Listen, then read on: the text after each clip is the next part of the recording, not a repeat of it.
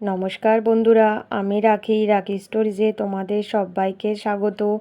তো বন্ধুরা, তোমরা দেখতেই পাচ্ছ আজ আমি চাউমিনের একটা রেসিপি নিয়ে এসেছি। তো চাউমিন তো অনেক রকম করেই বাড়িতে তোমরা বানিয়ে খাও, তো একবার এরকম করে বানিয়ে দেখো, খুব ভালো লাগবে।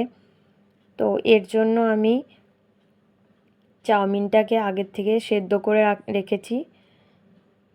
তারপর সবজিগুলোকে আমি নিয়ে নিয়েছি। আমি এখানে একটা গোটা গাজর নিয়েছি আর একটা ক্যাপসিকাম নিয়েছি। তো এবার আমি কড়াই বসিয়ে দিয়েছি। এবার আমি পরিমাণ মতো তেল দিয়ে দেব।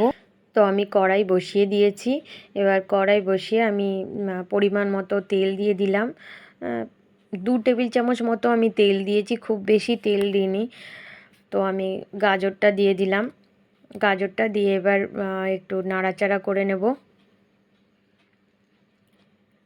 নরম হওয়া অবধি।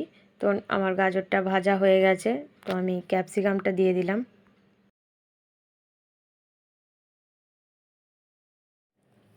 তো আমি ক্যাপসিকাম আর গাজর একসাথে একটু ভেজে নিচ্ছি, যাতে ক্যাপসিকামটাও নরম হয়ে যায়, নাহলে শক্ত থাকলে ভালো লাগে না।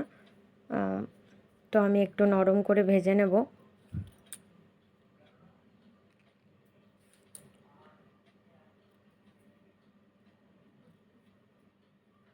তো আমার ভাজাটা অলমোস্ট হয়ে যাচ্ছে।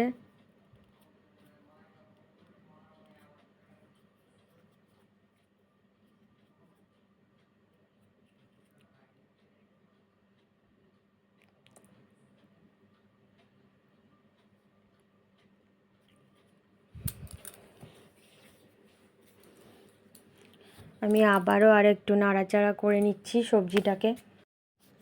তো সবজিটা আমার ভাজা হয়ে গেছে, এবার আমি নুডলসটা দিয়ে দেবো। তো আমি নুডলসটা দিয়ে দিয়েছি। তো দিয়ে দেওয়ার পরে আমি একটা চাউমিনের একটা মশলা দিয়ে দিলাম। এবার মশলার সাথে আমি চাউমিনটাকে খুব ভালো করে একটু মিশিয়ে নেব। এটা খেতে খুবই টেস্টি হয়। বন্ধুরা, তোমরা বাড়িতে ট্রাই করো, খুব ভালো লাগবে খেতে। আর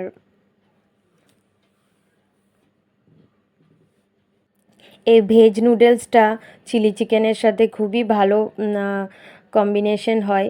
তো বন্ধুরা, তোমরা এরকম করেও ট্রাই করতে পারো।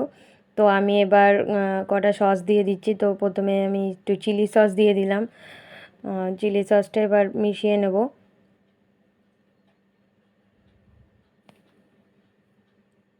চিলি সসটা দিয়ে এবার ভালো করে মিশিয়ে নিচ্ছি।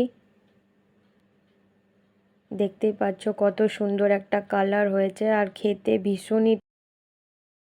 ভীষণই টেস্টি হয়। তো আমার নুডলসটা রেডি হয়ে গেছে। এবার আমি নামিয়ে নেব। তো দেখো কি সুন্দর একটা কালার হয়েছে। কোনো রকম বেশি তেল মশলা ছাড়াই আমি নুডলসটা বানিয়েছি।